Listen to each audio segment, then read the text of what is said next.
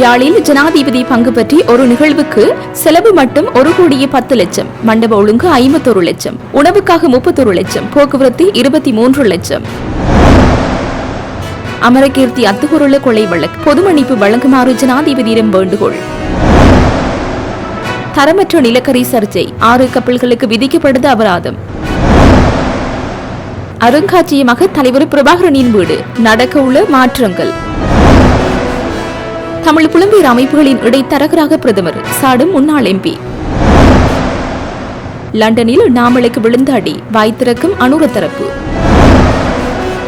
ஜெனீவாவில் காட்சிப்படுத்தப்பட்டுள்ள போர்க்குற்ற புகைப்படங்கள்.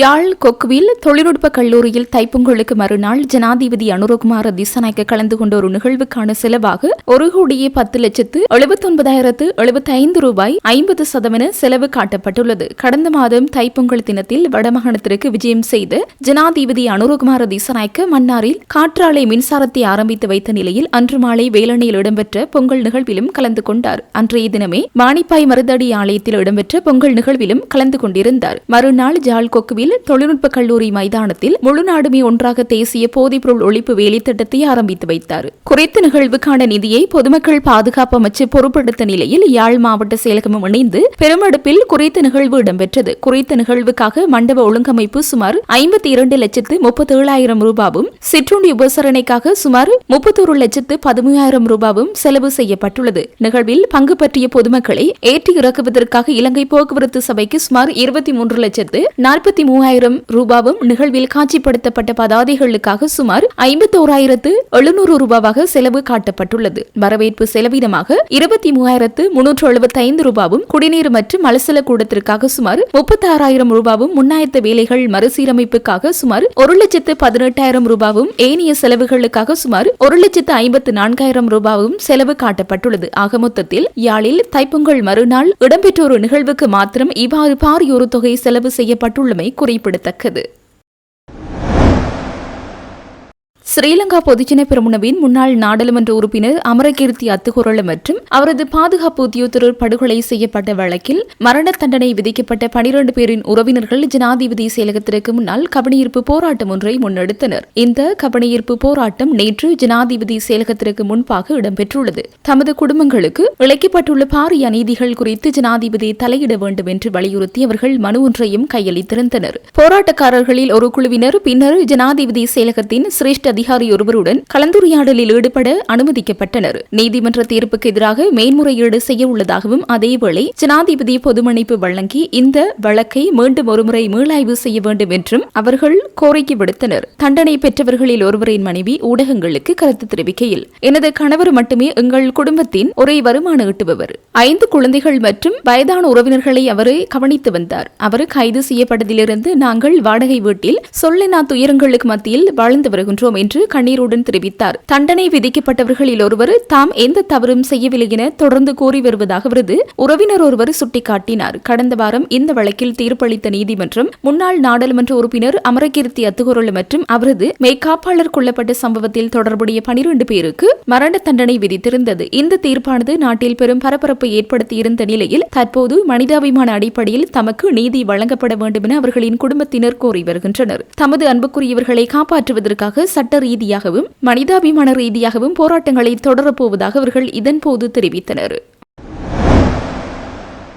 10 நிலக்கரை கப்பல்களில் 8 கப்பல்களிலிருந்து நிலக்கரை இருப்புகள் தற்போது இறக்கப்பட்டுள்ளதாக அமைச்சரவை ஊடக பேச்சாளர் அமைச்சர் நலிந்த ஜெயதீச தெரிவித்தார். இன்று பிற்பகல் அமைச்சரவை முடிவுகளை அறிவிக்கும் ஊடகவியலாளர் சந்திப்பில் அமைச்சர் இதனை தெரிவித்தார். இறக்கப்பட்ட 8 நிலக்கரை கப்பல்களில் 6 கப்பல்களின் அறிக்கைகள் கிடைத்துள்ளதாக அமைச்சர் தெரிவித்தார். கேள்விக்குரிய 6 கப்பல்களில் உள்ள நிலக்கரை நிர்ணயிக்கப்பட்ட தரங்களை பூர்த்தி செய்யாததால் அபராதம் வசூலிக்க நடவடிக்கை எடுக்கப்பட்டுள்ளதாக அவர் மேலும் தெரிவித்தார். அதன்படி முதல் கப்பலில் இருந்து 2.7 மில்லியன் அபராதமும், இரண்டாவது கப்பலில் இருந்து 4,03,600 டாலர்களும், மூன்றாவது கப்பலில் இருந்து 4,84,929 டாலர்களும், நான்காவது கப்பலில் இருந்து 3,45,652 டாலர்களும், ஐந்தாவது கப்பலில் இருந்து 5,192 டாலர்களும், ஆறாவது கப்பலில் இருந்து 5,10,677 டாலர்களும் அபராதமாக வசூலிக்கப்பட்டுள்ளதாக அமைச்சரவை ஊடக பேச்சாளர் தெரிவித்தார். இதற்கிடையில் தரமற்ற நிலக்கரை இறக்குமதியால் ஏற்பட்டதாக கூறப்படும் இழப்பு இழப்புகளை கணக்கிட்டு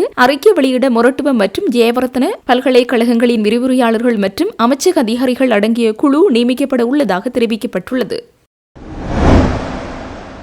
தமிழீழ விடுதலை புலிகளின் தலைவர் பிரபாகரன் வீடு என்று சொல்லப்படும் அவரது சகோதரியின் காணியில் கட்டப்பட உள்ள பிரம்மாண்டமான கட்டிடம் தொடர்பான விசேட ஊடகவியலாளர் சந்திப்பொன்று இடம்பெற்றுள்ளது. இன்று நடைபெற்ற ஊடகவியலாளர்களுடனான சந்திப்பில் பின்வரும் விடயங்கள் பற்றி வல்வடித்துறையின் முன்னாள் தவிசாளர்களான நடராஜா அனந்தராஜ் பின்வரும் விடயங்கள் தொடர்பாக தாயகம் மற்றும் புலம்பெயர்ந்த தமிழர்களுக்கு தெளிவூட்டல் ஒன்றை வழங்கியுள்ளார். அவர் தொடர்ந்து தெரிவிக்கையில், வல்வட்டித்துறையில் தமிழீழ விடுதலை புலிகளின் தலைவர் பிரபாகரன் 13 வரை வாழ்ந்த வீடு ராணுவத்தால் இடித்து தரைமட்டமாக்கப்பட்டு அத்திவாரத்துடன் சேர்த்து அதன் இடிபாடுகளும் அங்கிருந்து அகற்றப்பட்டன. அந்த வீடு இருந்த அவர்களது காணி சீரழிந்த நிலையில் இருப்பதை புகைப்படங்கள் மூலம் பார்த்து சகித்துக் கொள்ள இயலாத காரணத்தால் அவரது மூத்த சகோதரியான இக்காணியின் உரிமையாளர் ஜெகதீஸ்வரி மதியாபரணம் தமிழ் மக்களுக்கு பயனுடையதாக இருக்கக்கூடிய ஒரு தரமான கட்டடத்தை அமைக்குமாறு தெரிவித்து அதற்கான சட்ட அங்கீகாரத்தை அட்ரோனி தத்துவமுடன் நம்பிக்கை அடிப்படையில் என்னிடம் ஒப்படைத்தார். பிரபாகரன் சிறுவயதில் வாழ்ந்து வீட்டின் காணி உலகெங்கும் வாழும் தமிழர்கள் போற்றி வணங்கும் ஒரு புனித இடமாகும். அந்த இடத்தில் காணி உரிமையாளர்களின் விருப்பத்திற்கு அமைய அமைக்கப்படும் புதிய கட்டடம் தமிழர்களுக்கு பெருமை சேர்க்கும் இடமாகவும் பயனளிக்கும் வகையிலும் அமைதல் வேண்டும் என்ற பொறுப்பை உணர்ந்தால் வல்வட்டித்துறையிலும் ஏனைய இடங்களிலும் மற்றும் புலம்பெயர்ந்த நாடுகளிலும் வாழ்கின்ற தமிழ் உணர்வாளர்களிடையே பல்வேறு துறை சார்ந்த நிபுணர்களுடன் கலந்தாலோசித்து 3 மாடிகளை கொண்ட கட்டடம் ஒன்றை அமைப்பதற்கான வரைபடம் தயாரிக்கப்பட்டது. அதில் பின்வரும் விடயங்கள் உள்ளடக்கப்பட்டு பொறியியல் கட்டட கலைஞர்கள் கட்டட வடிவமைப்பாளர்கள் ஆகியோரை கொண்டு தயாரிக்கப்பட்டது. கீழ்த்தளத்தில் கலைக்கூடம் அமைத்தல், இதன் மூலம் உள்ளூர் கலைஞர்களின் ஆற்றுகைகளை பார்த்து பொதுமக்கள் பயனடையும் வகையிலும் இளங்கலைஞர்களின் கலைத்துறை ஆற்றலை வளர்க்கும் வகையிலும் கலை கலாச்சாரம் மற்றும் ஆன்மீக கருத்தரங்கு நிகழ்ச்சிகளை நடாத்துதல். முதலாம் மாடியில் உயர்தர மாணவர்களும் ஆசிரியர்களும் பல்கலைக்கழக மாணவர்களும் பொதுமக்களும் தமது ஆராய்ச்சி மற்றும் கல்வி தேவைகளுக்காகவும் சிறந்த நூல்களையும் டிஜிட்டல் நூலக வசதிகளையும் உள்ளடக்கியதாக ஒரு தரமான நூலகத்தை அமைத்து அதற்கான பயிற்சி பெற்ற நூலகரையும் நியமித்தல்.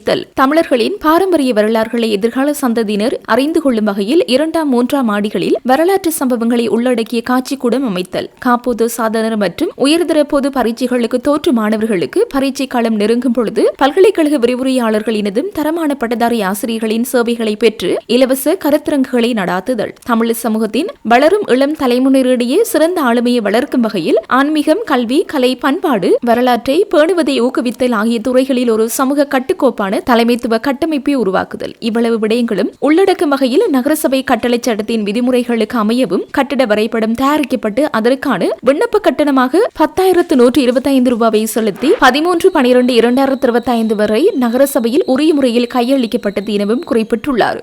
யாராவது நாங்கள் கட்டி முடித்த உடனே தனியாக எங்கிட்ட தேவை வேண்டியில்லை. ஊர் மக்கள் எல்லாம் வெளியில் உள்ள எவருமே புலம்பெயர்ந்த ஆக்கள் எவருமே இந்த கட்டிடத்தை பயன்படுத்தக்கூடிய அளவில் இது ஒரு திட்டமிட்டு நாங்கள் செய்ய இருக்கிறோம். இப்போ உதாரணமாக இந்த ஒவ்வொரு வருடமும் அவருடைய பிறந்த நாளுக்கு கேக் வெட்டி அவருடைய பிறந்த நாளை மகிழ்ச்சியாக கொண்டாடுற நிலை உண்டு. வெட்ட வழியில் அந்த மழை குளிருக்குள்ளே செய்கிறத விட நாங்கள் வைக்கப்புற மண்டபத்துக்குள்ள அவியல் வந்து செய்யலாம். அது உங்கள்கிட்டே இப்போ ஓப்பனாக இருக்குது, ஒரு வெளிப்படைத்தன்மையாக இருக்குது. நீங்கள் என்னென்ன செய்யணும் அது செய்யுங்க.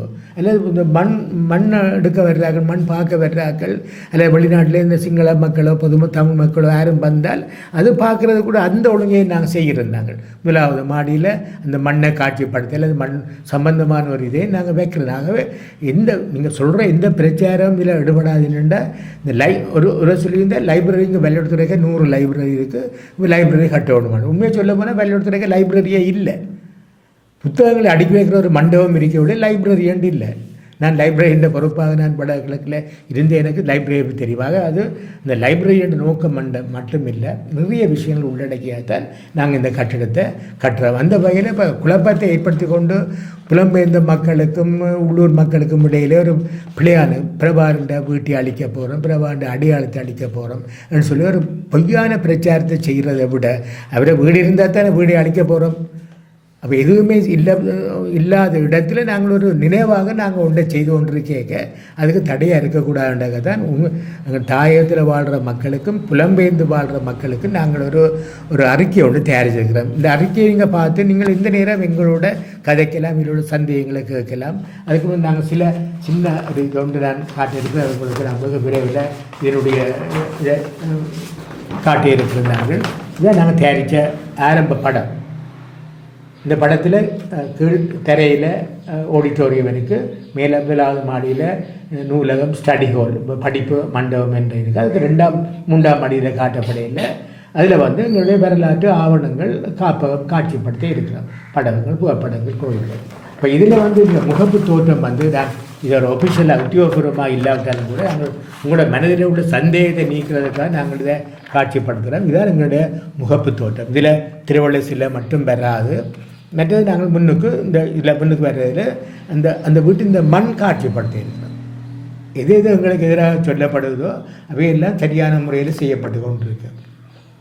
அப்போ இது நாங்கள் செய்கின்ற ஒரு நல்ல பணியை நான் நினைக்கிறேன். அப்போ இந்த வகையில் நாங்கள் உங்களுக்கு எங்களோட வடமராட்சி ஊடக இல்லத்தின் ஊடாக உலகம் முழுக்க பறந்து வாழ்கின்ற தமிழ் அன்பர்கள் உறவுகளுக்கும் சிங்கள மக்களுக்கும் கூட நாங்கள் இதை தெளிவுபடுத்த விரும்புகிறோம் என்றால், எனக்கு இந்த இப்படியான இந்த பிரபாகரன் அவர்களோட வீடை கட்ட வேண்டும், சிலையை கட்டணும் எல்லாம் தீர்மானங்கள் கொண்டு வந்த தொடர்ந்து எனக்கு பல பிரச்சனைகள் ஏற்பட்டது.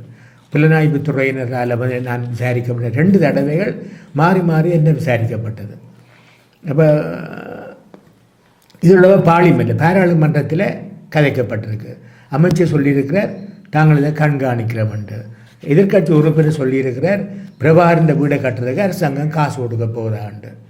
இங்கே இத்தனை மக்கள் வீடு இல்லாமல் இருக்கிறோம், இதுக்கு காசு கொடுக்க போதாண்டு. அப்படி பரபரப்பாக பேசுகின்ற அளவுக்கு இந்த நிலை முட்டி கொண்டு வந்திருக்கு.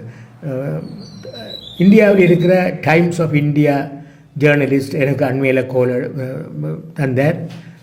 அப்படி நீங்கள் விடுதலை புலிகளை மீளுருவாக்கம் செய்கிறதுக்கான நடவடிக்கை எடுக்கிறது மாதிரி இந்திய பத்திரிகைகள் எல்லாம் எழுதப்பட்டு கொண்டிருக்கின்றது. அது சாதாரணமாக அனுமதி தந்து நாங்கள் மெதுவாக கட்டிக்கொண்டு ஒரு எல்லாருக்கும் நினைவாக கட்டி கொண்டிருக்க வேண்டிய கட்டிடத்தை எவ்வளோ பாரதூரமான பிரச்சனையாக உருவாக்கி இருக்கிறார்கள் என்று அந்த வகையில் யோசிப்பட்டு தான் திரு செல்வேந்திரா அவர்களுடைய ஆலோசனையின் அடிப்படையில் நாங்கள் மக்களுக்கான ஒரு அறிவித்தலை நாங்கள் வழங்குறதுக்கு கடமைப்பட்டிருக்கிறோம். இதை நீங்கள் கேட்டுக்கொள்ளலாம். இது பத்திரிகைகள் ஊடகங்களில் வரணும்.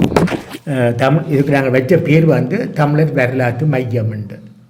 அப்போ இதுக்குள்ளே எல்லாமே இருக்குது. கல்வி, கலை, பண்பாடு, கலாச்சாரம் போன்ற எல்லா விஷயங்களும் உள்ளடக்கப்பட்டது இந்த வரலாற்று மையம் என்று இருக்குது. அப்போ இதில் தாயகத்திலும் புலம்பெயர்ந்தும் வாழும் தமிழ் உறவுகளுக்கு ஒரு வேண்டுகோள், கவனமாக கேளுங்க. உங்களுக்காக நாங்கள் வினயத்தோடு விடுக்கிற வேண்டுகோள். இதை கூட தனிப்பட்ட அரசியல் லாபத்துக்காக இல்லை விளம்பரத்துக்காக செய்யப்படுற ஒன்று இல்லை. எங்களுக்கு ஒரு கடமை இருக்குது. திரு செல்வேந்திரா அவர்களுக்கும் எனக்கும் ஒரு மிகப்பெரிய பாரிய பொறுப்பும் கடமையும் இருக்குது. இந்த வீடை அழியாமல், இந்த காணியை அழியாமல், காடு பற்றி போகாமல், பற்றைகள் வளராமல், குப்பைகள் கொட்டப்படாமல், கிணறுக்குள்ளே இப்போவும் குப்பைகள் இருக்குது, கிணற்று நாட்டம் அடித்து கொண்டு எல்லாத்தையும் ஒழுங்குபடுத்த வேண்டிய கடமை எங்களுக்கு இருக்குது. இப்போ எவ்வளவு சந்தேகங்கள் வந்தாலும் அந்த விளக்கத்தை அளிக்க வேண்டிய பொறுப்பு எங்களுக்கு இருக்குது. பிரதமர் ஹரிணி அமரசூரிய தமிழ் புலம்பெயர் அமைப்புகளின் இடைத்தரகராக மாறியுள்ளதாக ஸ்ரீலங்கா பொதுஜன பெரமுனவின் முன்னாள் நாடாளுமன்ற உறுப்பினர் சமன் பிரியஹேர தெரிவித்துள்ளார். கொழும்பில் இன்று நடைபெற்ற ஊடகவியலாளர் சந்திப்பின் போது அவர் இதனை தெரிவித்துள்ளார். அரசாங்கம் ஆட்சிக்கு வந்து 1 வருட காலம் கடந்துள்ளது. இத்தகைய பின்னணியில் அரசாங்க தரப்பினர் முன்வைக்கும் கருத்துக்கள் ஏற்றுக்கொள்ள முடியாதவையாக உள்ளன. வடக்கிற்கு விஜயம் செய்த பிரதமர் எங்களை கேட்டா யுத்தம் செய்தார்கள் என்கின்றார். நாம் தமிழ் இனத்திற்கு எதிராக யுத்தம் செய்யவில்லை, மாறாக பயங்கரவாதத்திற்கு எதிராகவே யுத்தம் செய்தோம். ஆனால் பிரதமர் கருத்து யுத்தம் செய்த இளைஞர்களை அவமதிக்கும் வகையில் அமைந்துள்ளது. புலம்பெயர் தமிழ் அமைப்புகளின் கொள்கையை விதைக்கும் விடயத்தையே பிரதமரும் முன்னெடுத்து வருகின்றார். அந்த வகையில் புலம்பெயர் அமைப்புகளின் தரகராகவே பிரதமர் உள்ளார். அதேபோல் அரசாங்கம் இயலாமையை ஏற்றுக்கொள்ள தயாராகவே இல்லை என அவர் தெரிவித்துள்ளார். லண்டனுக்கு விஜயம் செய்துள்ள நாடாளுமன்ற உறுப்பினர் நாமல் ராஜபக்சவின் உரைகள் அடுத்தடுத்து ரத்து செய்யப்பட்டமையானது கடந்த காலங்களில் ராஜபக்ச குடும்பத்தினர் முன்னெடுத்த அரசியலுக்கு சர்வதேச சமூகம் வழங்கிய பதிலடி என்று நீதியமைச்சர் ஹர்சன நாணயக்கார தெரிவித்துள்ளார். ஊடகங்களுக்கு கருத்து தெரிவித்த போதே அவர் இவ்வாறு குறிப்பிட்டுள்ளார். அவர் மேலும் தெரிவிக்கையில், நாமல் ராஜபக்ச போன்றவர்கள் இலங்கையில் எத்தகைய அரசியலை முன்னெடுத்தார்கள் என்பதை உலகம் இன்று நன்கறிந்து வைத்துள்ளது. சர்வதேச சமூகம் இப்போது மிகவும் விழிப்புடன் இருக்கின்றது. அதன் விளைவாகவே கேம்பிரிட்ஜ் மற்றும் ஆக்ஸ்போர்ட் போன்ற புகழ் பெற்ற பல்கலைக்கழகங்கள் அவருக்கு இடமளிக்க மறுத்துள்ளன. ராஜபக்சகளின் ஆட்சி காலத்தில் ஜனநாயகம் மற்றும் மனித உரிமைகள் கையாளப்பட்ட விதம் குறித்து சர்வதேச மாணவர்கள் மற்றும் சிவில் சமூகத்தினர் மத்தியில் பாரிய விரக்தி நிலவுகின்றது. இந்த அதிருப்தியே நாமலின் உரைகள் ரத்து செய்யப்பட்டமைக்கு பிரதான காரணமாகும். கேள்விகளுக்கு பயப்படுபவர்கள் அல்லது மற்றவர்கள் கேள்வி கேட்கும் சூழலை உருவாக்காதவர்கள் இத்தகைய உயரிய கல்வி நிறுவனங்களில் உரையாற்ற தகுதியற்றவர்கள். ஒரு ஜனநாயக நாட்டில் இதுபோன்ற எதிர்ப்புகள் எழும்போது அந்த நாட்டு கல்வி நிறுவனங்கள் அதற்கு மதிப்பளிப்பது இயல்பான ஒன்றாகும். லண்டன் பல்கலைக்கழக மாணவர்கள் தமது பாதுகாப்பு மற்றும் சுதந்திரமான விவாதம் குறித்து கவலை தெரிவித்தது முற்றிலும் நியாயமானது. கடந்த கால கசப்பான அனுபவங்களை இத்தகைய போராட்டங்களுக்கு அடிப்படையாக அமைந்துள்ளன என்றார். ஈழத்தமிழர்களுக்கு இழைக்கப்பட்ட அநீதிகளுக்கு சர்வதேச சமூகத்திடம் நீதி கோரி ஜெனீவா ஐநா திடலில் கவனஈர்ப்பு நிகழ்வுகள் முன்னெடுக்கப்பட்டு வருகின்றன. ஐக்கிய நாடுகள் மனித உரிமைகள் பேரவையின் 61வது கூட்டத்தொடர் சுவிட்சர்லாந்தின் ஜெனீவா நகரில் நேற்று ஆரம்பமாகியுள்ளது. இதனை முன்னிட்டு மேற்படி நடவடிக்கை முன்னெடுக்கப்பட்டுள்ளது. ஈழத்தமிழர்களுக்கான நீதியையும் சர்வதேச விசாரணையும் வலியுறுத்தி இத்தகைய போராட்டங்கள் ஜெனீவாவில் தொடர்ந்து 14வது ஆண்டாக முன்னெடுக்கப்பட்டு வருகின்றன. இந்த நிலையில் ஐநா வளாகத்தின் முன் அமைந்துள்ள திடலில் இலங்கையில் நடைபெற்ற போர்க்குற்றங்கள், கடத்தல்கள், மனித உரிமை மீறல்கள் மற்றும் கொல்லப்பட்ட ஊடகவியலாளர்களின் புகைப்படங்கள் காட்சிப்படுத்தப்பட்டுள்ளன. இலங்கை ராணுவத்தால் தமிழ் மக்கள் மீது நடாத்தப்பட்ட இனப்படுகொலையின் கோரமுகத்தை உலகுக்கு உணர்த்தும் சாட்சியங்களாக இவை அமைந்துள்ளன. இந்த நிலையில் இனப்படுகொலை குற்றச்சாட்டுகளுக்கு சர்வதேச விசாரணை கோரியும் பாதிக்கப்பட்ட மக்களுக்கு பரிகார நீதி வேண்டியும் அங்கு கூடியுள்ள புலம்பெயர் மக்கள் மற்றும் ஆர்வலர்கள் முழக்கங்களை எழுப்பி வருகின்றமை குறிப்பிடத்தக்கது.